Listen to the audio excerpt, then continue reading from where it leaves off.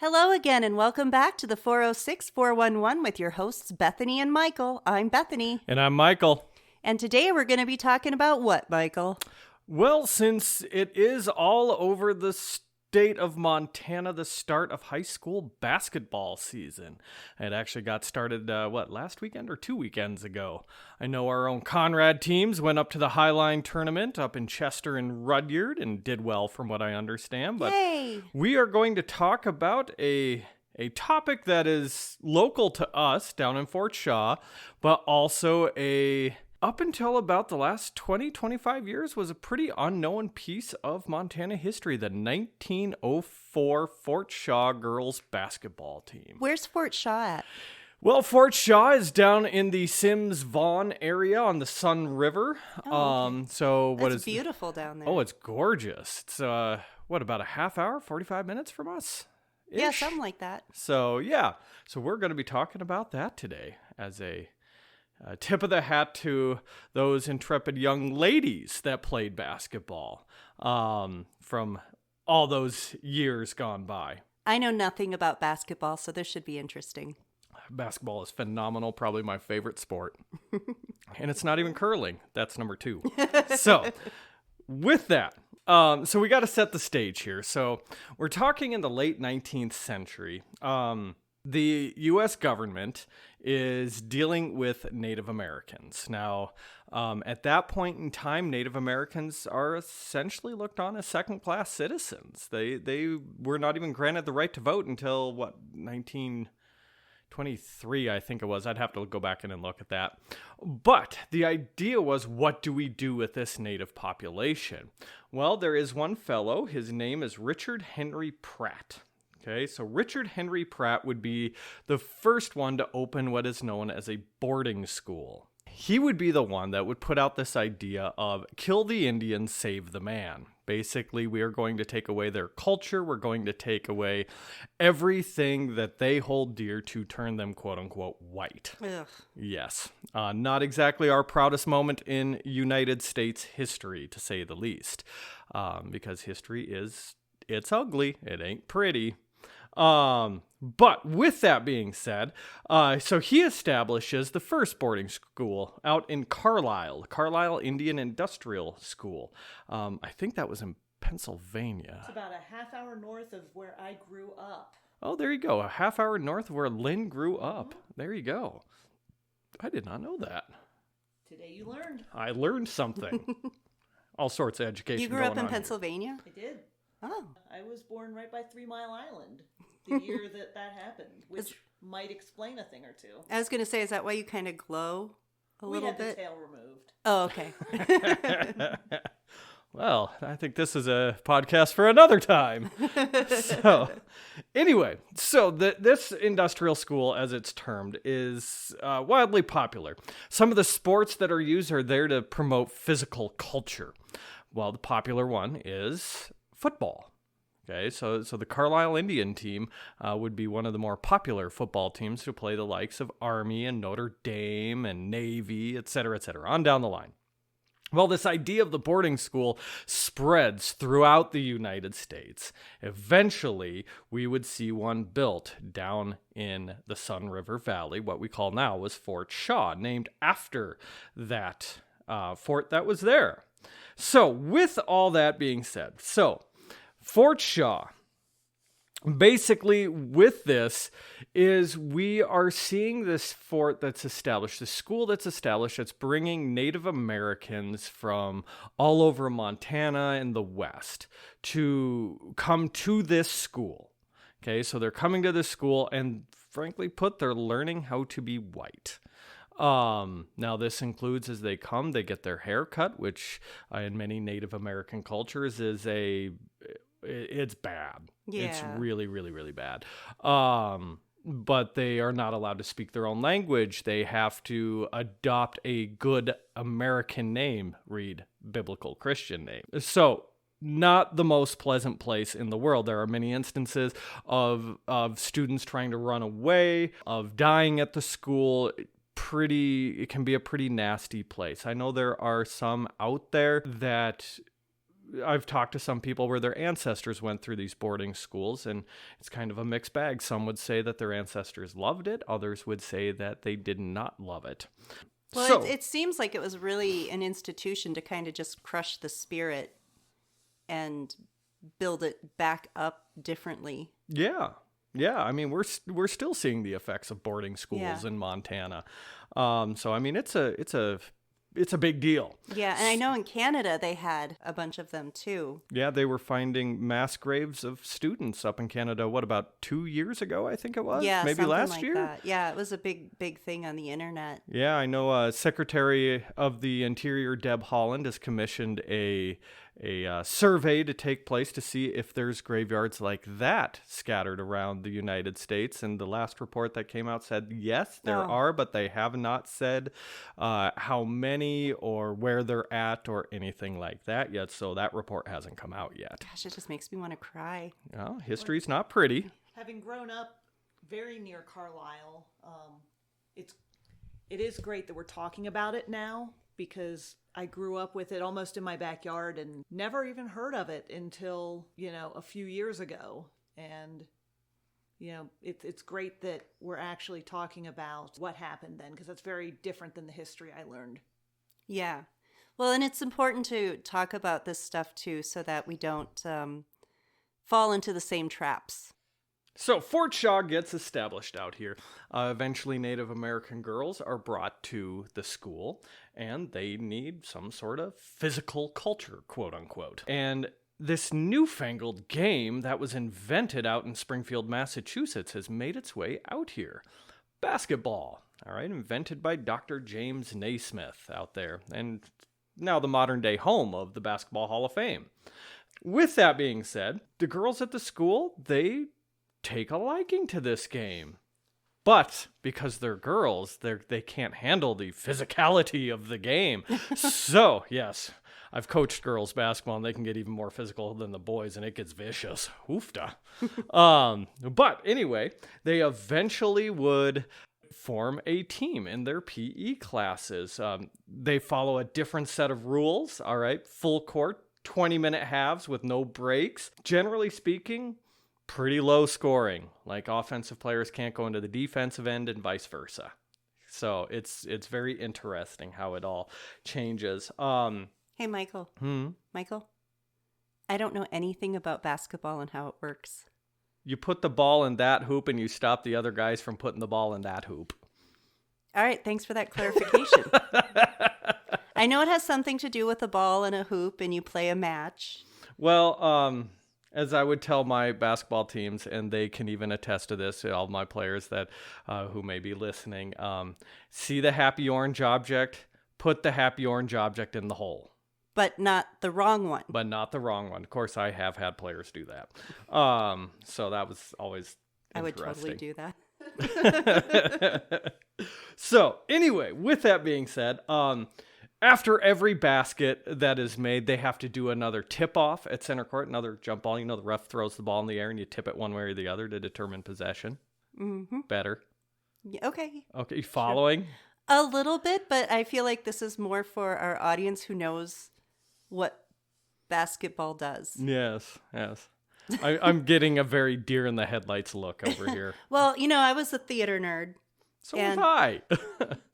And my family was a very big wrestling family. So if we were talking about wrestling, I could be right there with you.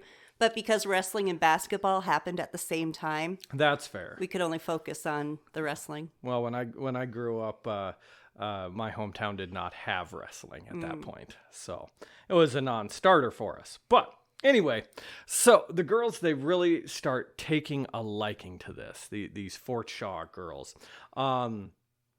So the superintendent of the school, a fellow by the name of Frederick Campbell, all right, he is the superintendent. He's charged with making this place profitable, make it work.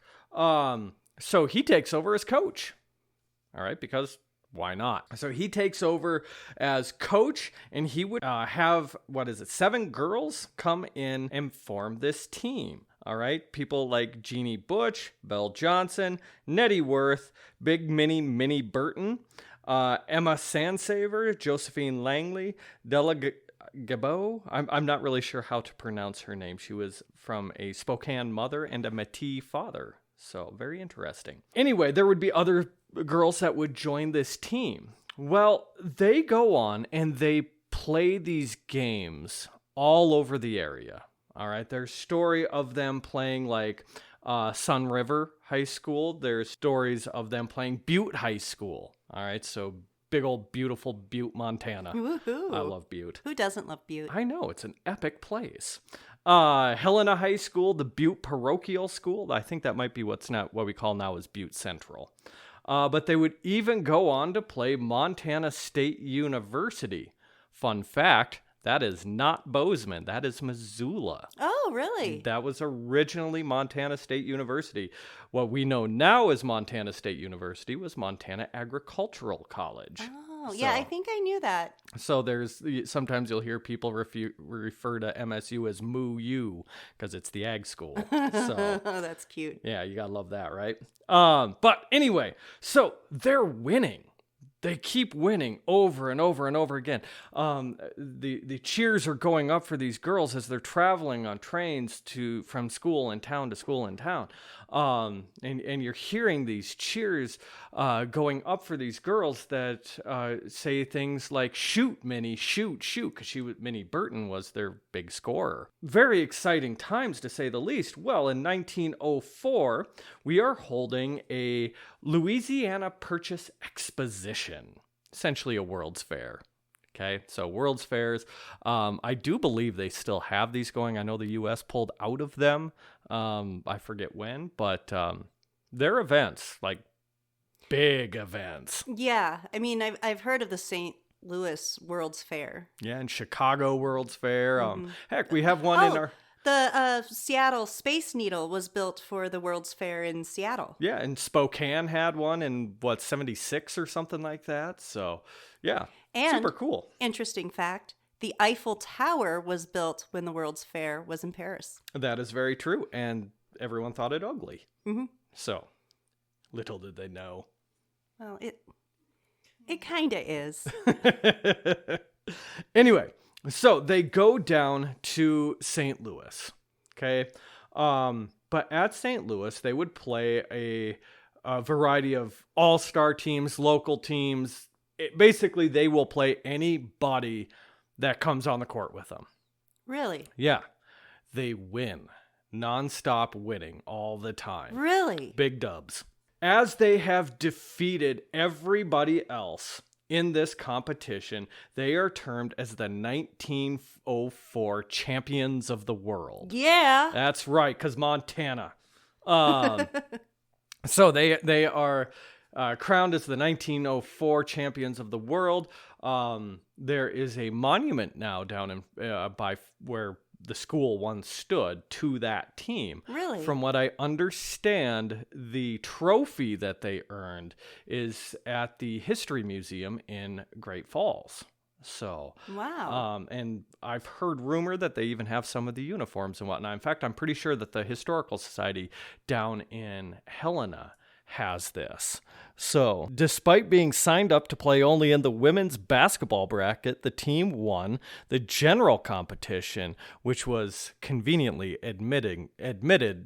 omitted, words are hard, from the Spalding's Athletic Almanac. So that means it sounds like they might have even beaten a men's team.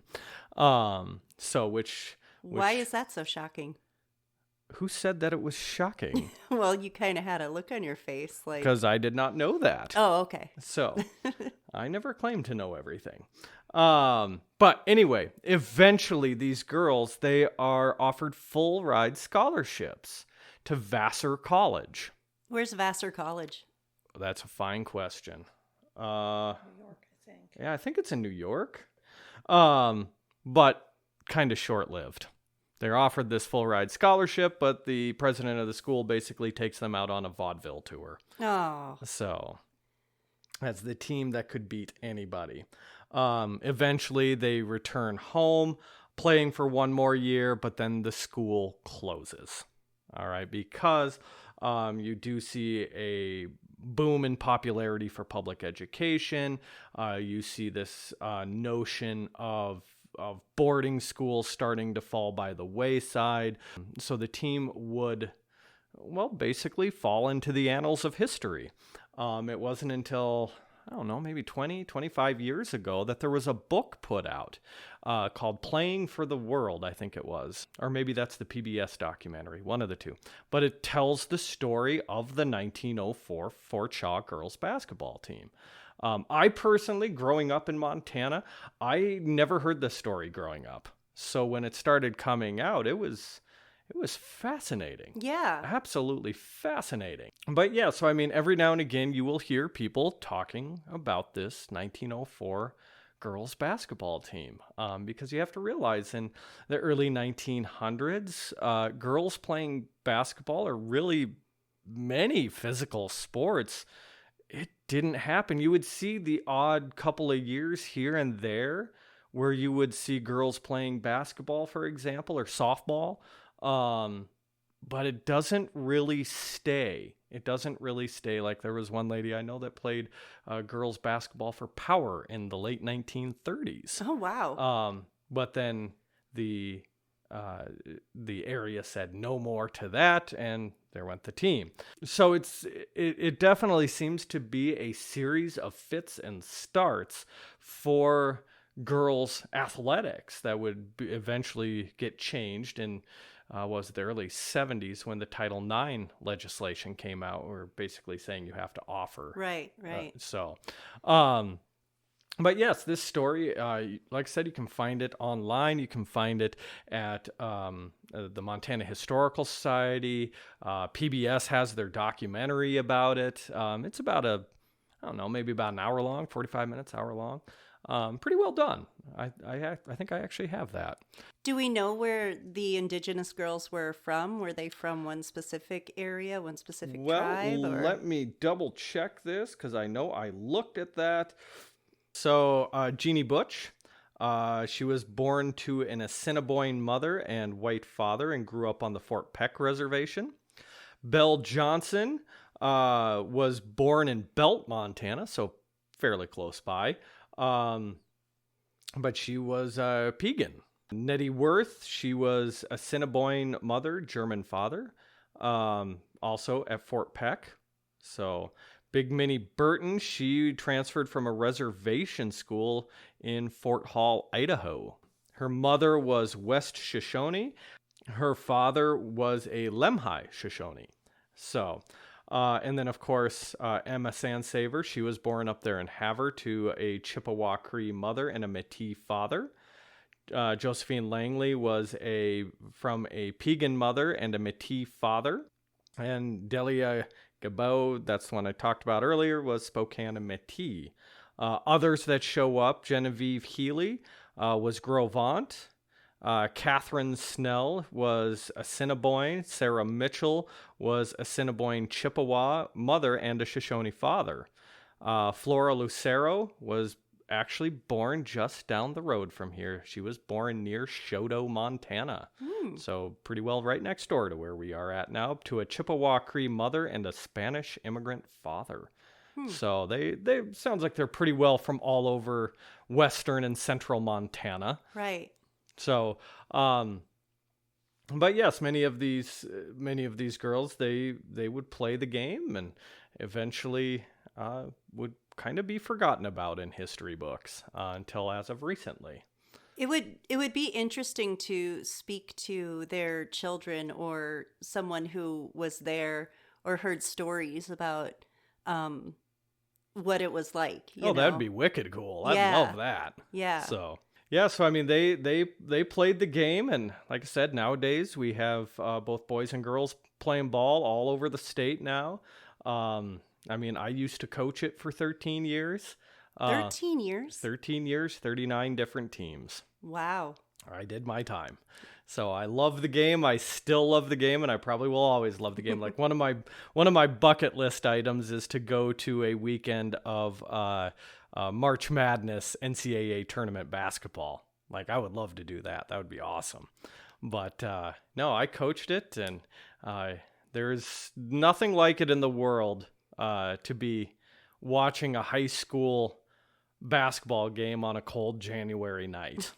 And God knows it gets cold. Yeah. So, but no, so I mean, this story is one that definitely needs to be brought up over and over Right. again. And we're hearing the history of it, but like I said, it would be interesting to hear the experiences and how these girls felt about it and that sort of thing. Yeah, I know there is some accounts of that in the book that was written. I think it was Playing for the World. I could be mistaken on that. I gotta look it up here. I'm trying to find it. Full Court Quest is the name of the book. Playing for the World is the DVD from PBS. Oh, okay. Okay, so Full Court Quest, looks like you can find that for about $20-$30. Really good book. Really, really good book. I believe that the authors were the ones that eventually found the trophy.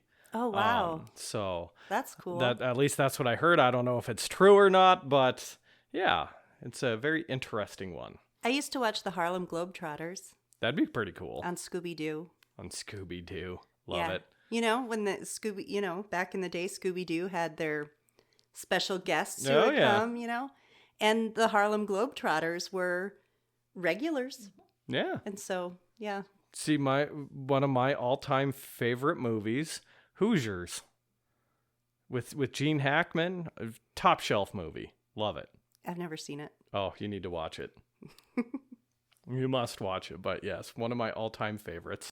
Like I said, I've always loved the game, and I'll always love the game. But yeah, my time on the sidelines is over. All right. Well, if anybody has any stories to tell about what was the name of the team? The Fort Shaw. The 1904 Fort Shaw girls basketball team, the champions of the world. If you have any more information about it, or if you want to come on and talk a little bit more about it, we would be happy to have you.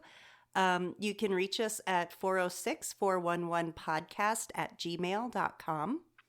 You can also find us on Facebook as well at 406-411 podcast.